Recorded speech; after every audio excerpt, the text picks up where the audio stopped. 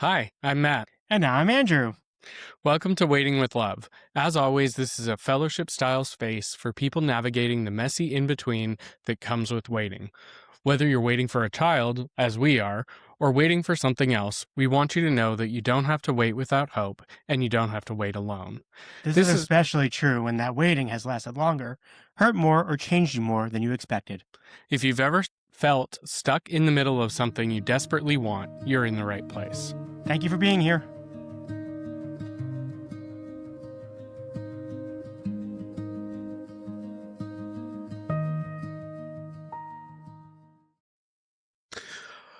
Welcome back, everyone. Thank you again for listening to the podcast, following along on all of our socials, reading our Substacks, and of course, sharing the podcast and our message with those who need a little hope while they're waiting. Today is an interesting episode. I turned 40 yesterday, and wanted to take some time today to talk a little bit about what life is like and maybe what we expected life to be like. I didn't imagine that I would be sitting here podcasting and turning 40 while still waiting to become a parent, but I want to talk a little bit about that and unpack a little about why maybe 40 isn't too late. I do want to point out before we start that I am not 40, and Matt is significantly older than me.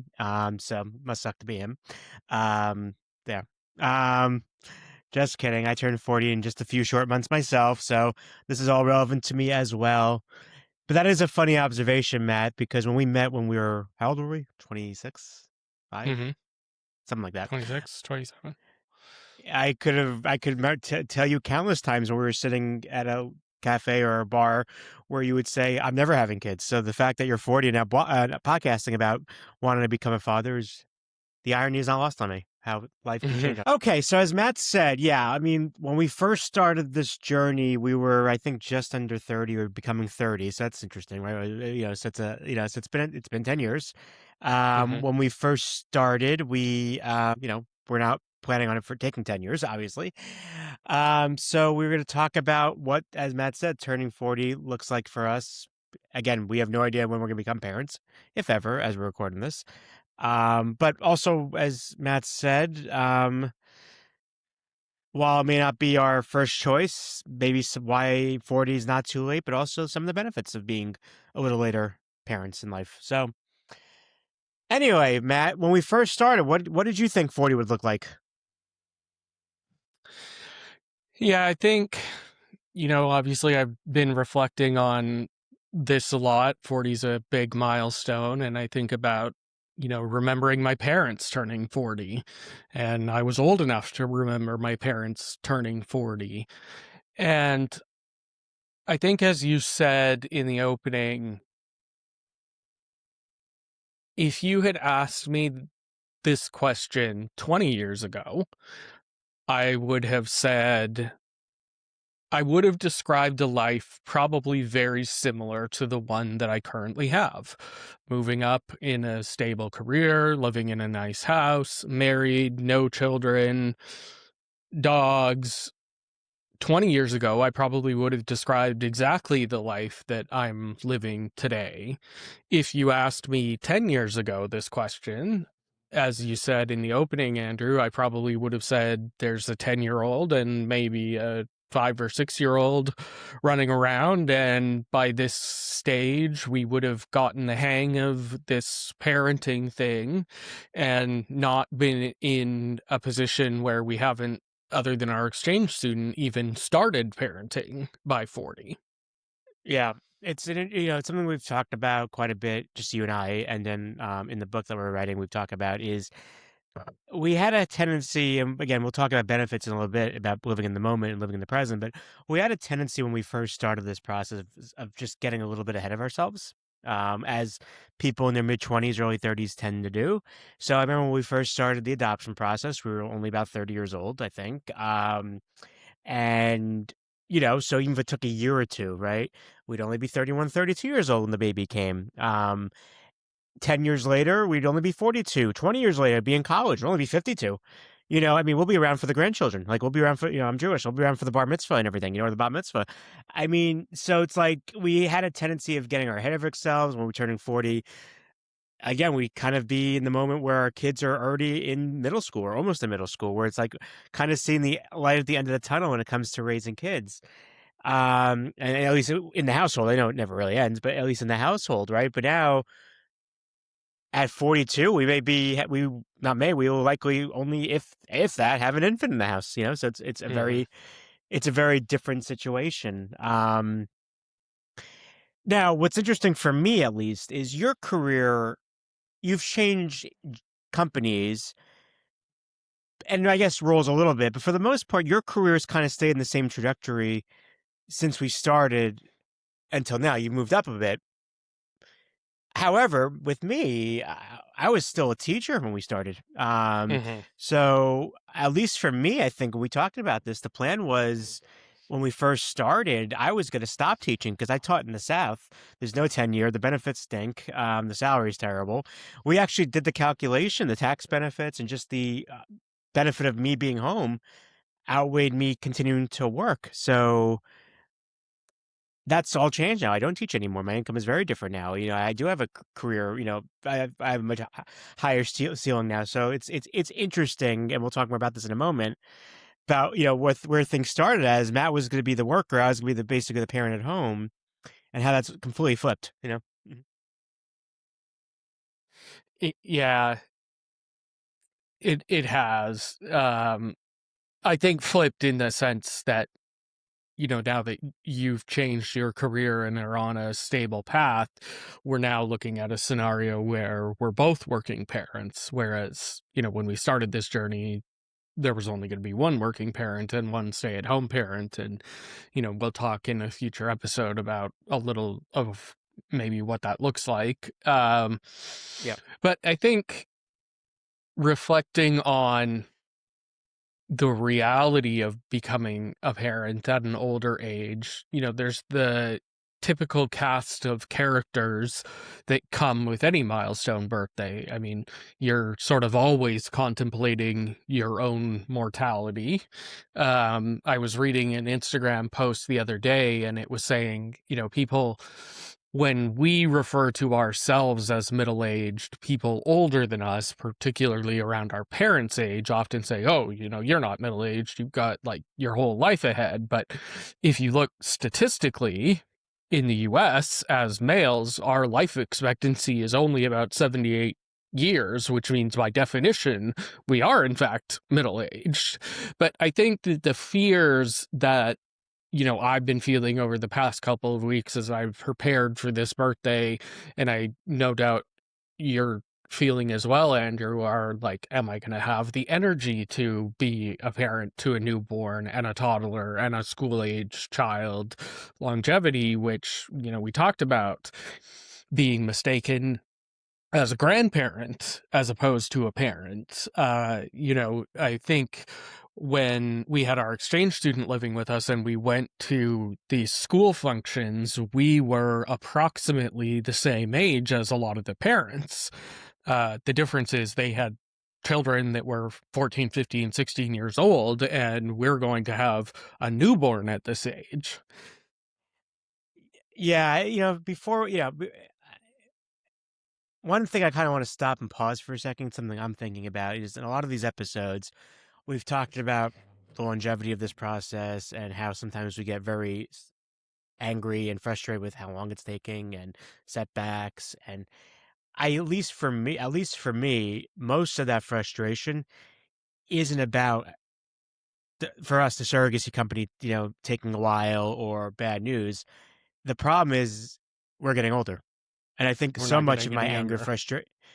so much of my anger, frustration, sadness about the process really isn't about how long it's taking. Just because, again, we could talk about the benefits of that financially, emotionally, we're much stronger because of it all. But as you were just saying a minute ago, we're not going to be around no matter what for our child's 60th birthday. There's no chance, right? Yeah. I mean, and you could even say probably even the 50th, unless you're lucky. You and I both have good families with genes that live a while, but things happen. So that's a very different experience than especially you've had, where you have younger parents. Now, my parents are a couple years younger when they had me, or a couple years younger than I'm going to be most likely for us. But for you, your parents are very young when they had you. Mhm. So we're not, and it's kind of like there's some mourning going on. There's some just reflection going on.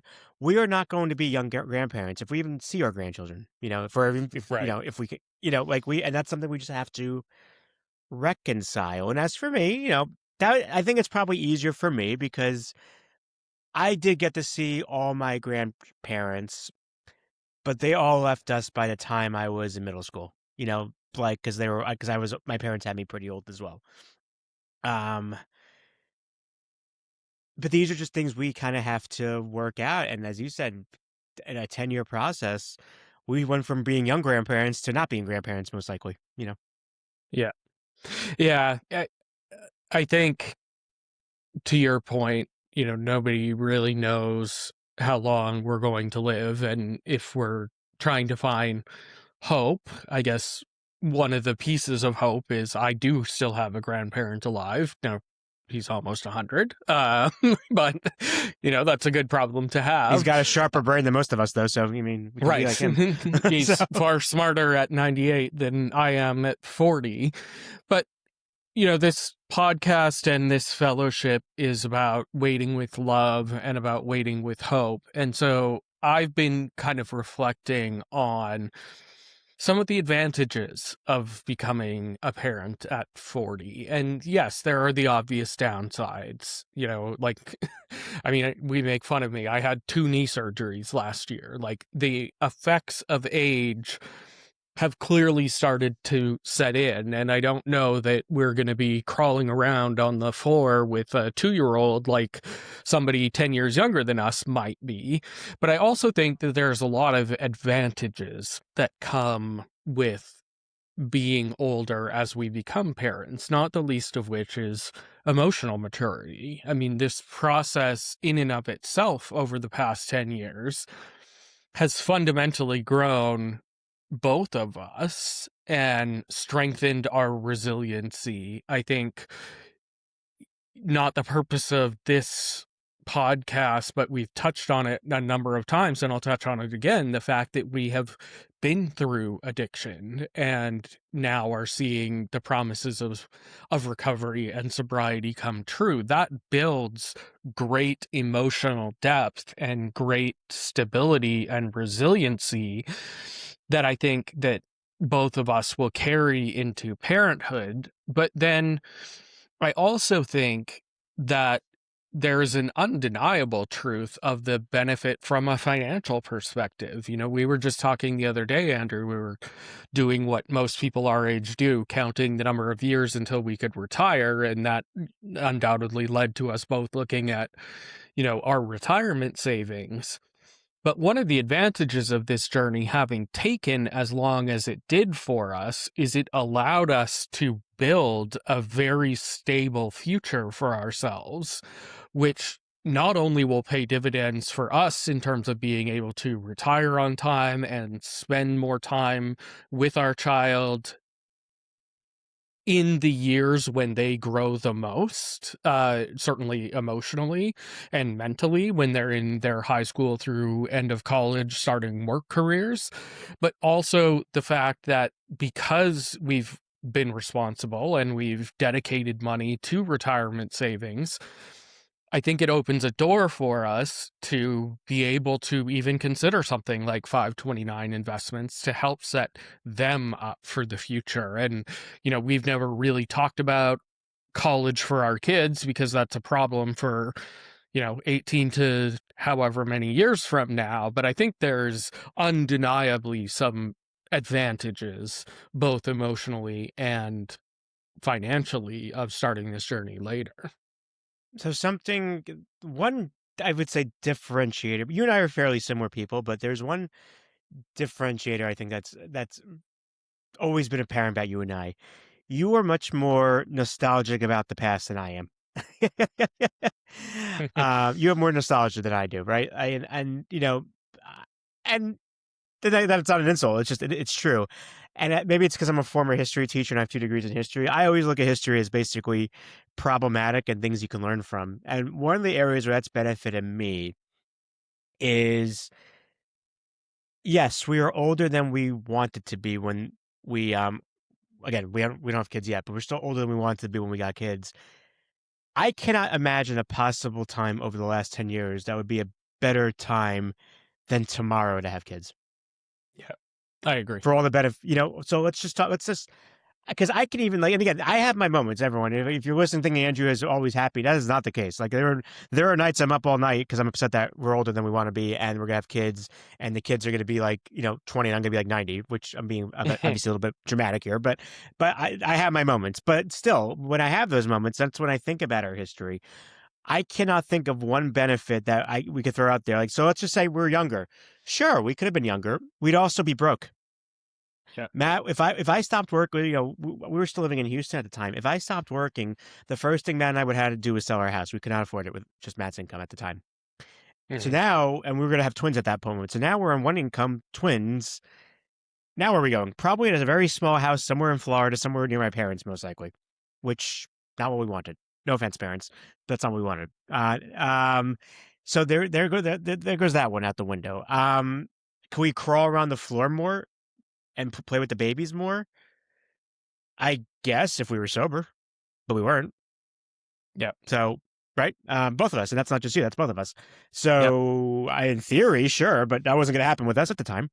Yep. Um, all right. Have more energy, be more exciting. I mean, I don't want this to be about our parents because that's not fair, but our exchange student's father is most likely going to be a year or two older than we are when we have a kid. Um, Mhm. we just spent a lot of time with him in France, and he had more energy than both of my parents growing up, and he's older. Yeah. So, Well, and I think it goes back to, and I've said this before on this show, kids value who shows up for them. yes. And whether that shows up in being there to greet them coming home from school and making sure that they're well fed and reading them a bedtime story versus crawling on the floor and playing Legos with them, I don't know how much that I don't know how much a young child can differentiate between the two. I think they just know who shows up for them, and that's what I hold on to, knowing that I certainly will not be crawling around on the floor. Well, we'll get you some good knee pads when the time comes. But, um, well, right, and then there's the benefits. I mean, as you just said, like, I mean, we have been able to, despite how expensive surrogacy is and all that fun stuff, we have been together. We have been able to. First of all, we live in one of the best school districts in all of Maine. Mhm. We have a lovely house in a very safe neighborhood in Maine. This is where we've always wanted to raise our family. If we had kids earlier, we would not be in Maine. We'd be in Florida probably. Um, the school districts in Maine are wonderful. It's safe here. The air is clean. It's gay friendly. It's everywhere we want to be. It's everything we want. So it's like, would I trade that to be a few years younger to have kids somewhere I don't want to be in a state that might not be as friendly to us or families like us? Yeah. I wouldn't. You know. And then the benefit of being a little older, on a pure financial standpoint, is when they're done with school, high school, we're probably retired. Mhm. House is paid off, which means, like, at least for me, in a lot of ways, I needed my parents when I was past the school age, but they weren't even retired yet. Like, and so it's like, it does excite me that you and I are going to be financially and professionally free to be parents when our kids probably need, when they're in that kind of gray area where they're not kids anymore, but they're not adults, but they're kind of on their own, but they're not on their own. It's like, Yeah. you know, it gives us the opportunity to relocate to be wherever they end up. Mhm. Um, I'm not, who knows if that even is a thing, but like, the financial and professional pressure is dramatically less by being older. And Well, and I think you brought up at the beginning about careers, and if I think about, where we are both in our careers right now, we're not new to the workforce. We're also not looking at sunset projects. we're past the stage of having to prove ourselves at every step of the way, which, don't take that to mean, if you're listening, that we're not trying to continue climbing the corporate ladder, but you do reach a point when you're 15 or so, pushing 20 years into your career, that you have a value proposition that is well defined, as we like to say in consulting. You know what you're good at, you know what you're not good at. And I think in many aspects, not having the pressure of being brand new in our careers like we would have had, let's say, 10 years ago, will actually allow us to focus a little bit more on our family, because if there's 100 rungs from starting your career to retirement that represent climbing the corporate ladder, we're halfway, 60% of the way up those rungs as far as progression in our careers goes, which I think Well, is a I, huge advantage. I want to celebrate you turning 40 and not go down a dark hole, but but to put things in perspective, let's go back to the closest we ever were to being parents were the twins during adoption, right? Mhm. We are just a few weeks away from the pregnancy. The plan was for me to stop working just for because there's two kids in the house. You were literally traveling every week. Mhm. It was good. I was gonna basically be a single parent 5 days a week. Taking care of two kids to no faults of your own. But could you imagine the resentment going on? That from my end, where the hell are you? I got to deal with these two all by myself. And on the weekends, your resentment. Excuse me, I've been away all week. I don't really have time for this right now. I want to vegetate and watch TV and Yeah. relax. Yeah. And of course, there's the alcohol issue that both of us had, and just a lot of unhealthy habits. I don't think our marriage would have survived. To be honest with you, it's not because we didn't love each other, but I don't. Let me rephrase that. I don't know if our marriage would have survived. So that alone, I mean, you and I are in a much stronger place now, much stronger place. Um, Obviously, we both live one day at a time, but the worst of addiction is hopefully behind us. I think it is. At least today, I think it is. Um, as I said, professionally, we're much more confident in our roles, in our incomes. We've given up the idea of trying to spend money to impress other people. Now we're much smarter with money. Yeah. For those people following, like, and you think about the vacations we go on, most of those are on miles and points. We're not paying for those usually. So it's like, again, do I? Part of me wish we'd be around to be grandparents one day. I guess that's not why we started this process, and I'd rather be older parents in a marriage that's working, comfortable with our finances, comfortable in our Mhm. maturity, and being present for our kid, um, than being 5, 6 years younger and having more energy, whatever that means.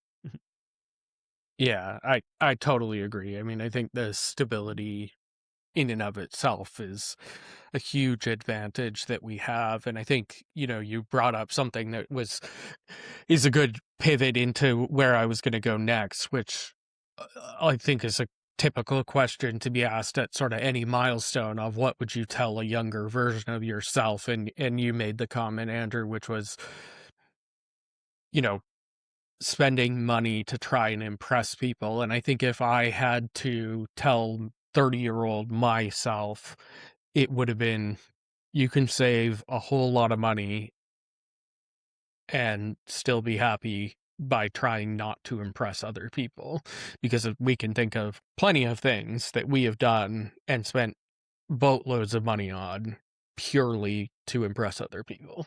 Absolutely, absolutely. Yeah, I think that's just part of the social media culture. But one benefit of getting older, we get more wiser, and you realize how much of that is, I mean, frankly, just stupid. To be honest, Yeah. So for you, Andrew, since I know that we'll have a second episode in a couple of months for your 40th, but many months, not that many. But a lot. what kind of parent do you think 40 makes you? A patient parent. Patient. I mean, you know me. My Achilles heel has always been my short fuse and not having patience. Mhm. And while there's always work to be done, it is getting a million times better than it used to be. We've been through a lot. This long-term process has made us more patient. And we got to have by not waiting because we're not purposely waiting, but because of the process, because of how long it's taking, we got to get our feet wet with the boy, with our exchange Mhm. student. And I almost used his name, sorry. But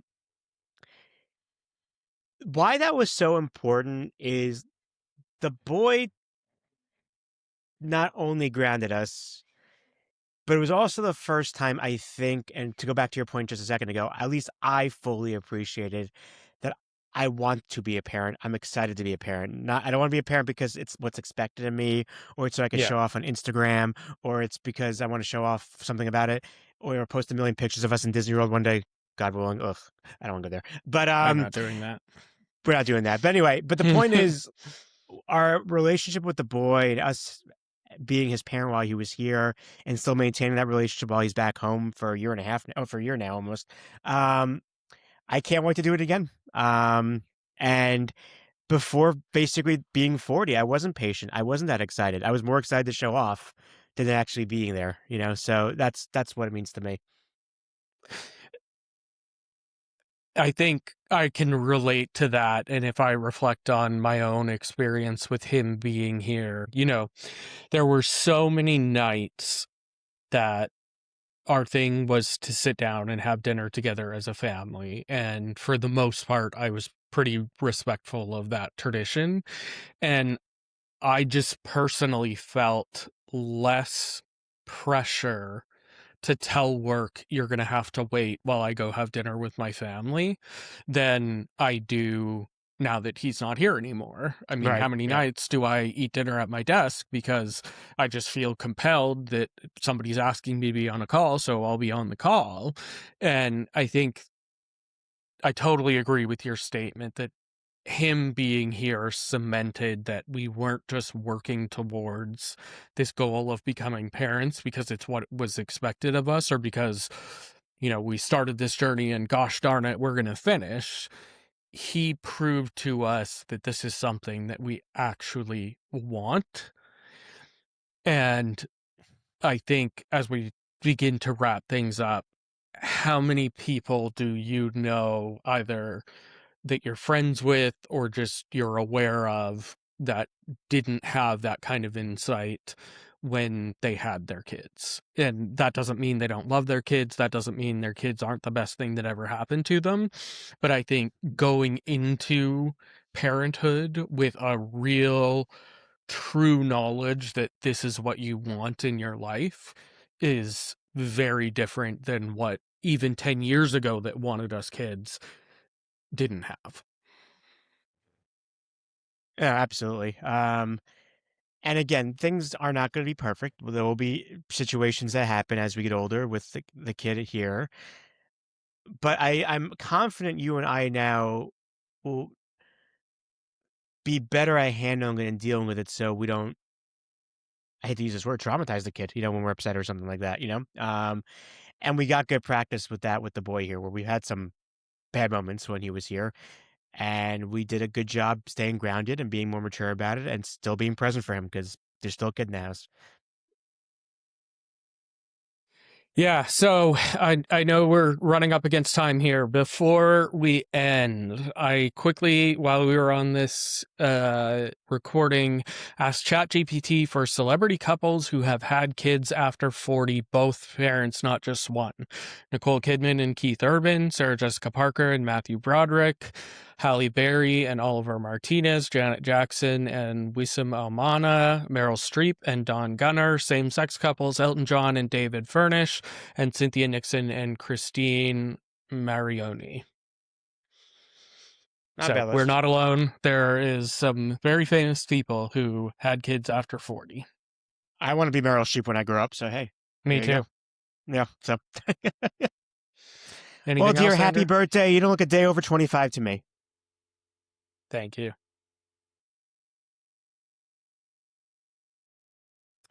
Thank you for being here. If this episode resonates with you, please consider sharing it with someone who might need to know that they're not alone.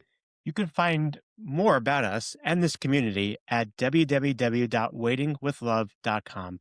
And links to our socials, as always, are in the show notes. Until next time. keep waiting with love.